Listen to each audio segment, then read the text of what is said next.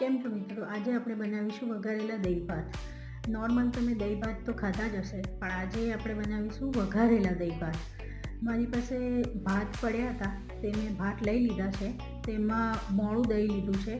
જો તમારી પાસે ખાટું દહીં હોય તો તેમાં 2 ચમચી દૂધ ઉમેરી થોડુંક મોળું કરી દેવું. પછી વઘાર માટે તેલ લેવું. તેલ ગરમ થાય એટલે એની અંદર રાઈ ઉમેરવી.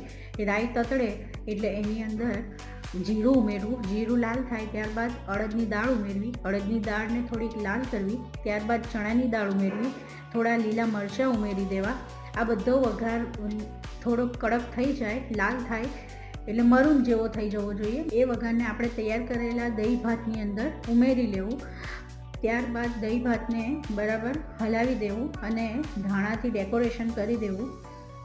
ધાણાથી ડેકોરેશન કર્યા પછી એકદમ ટેસ્ટી લાગે છે. ત્યારબાદ મેં ઉપરથી થોડુંક મીઠું ઉમેર્યું છે. વિડીયો ગમે તો મારી ચેનલને સબસ્ક્રાઈબ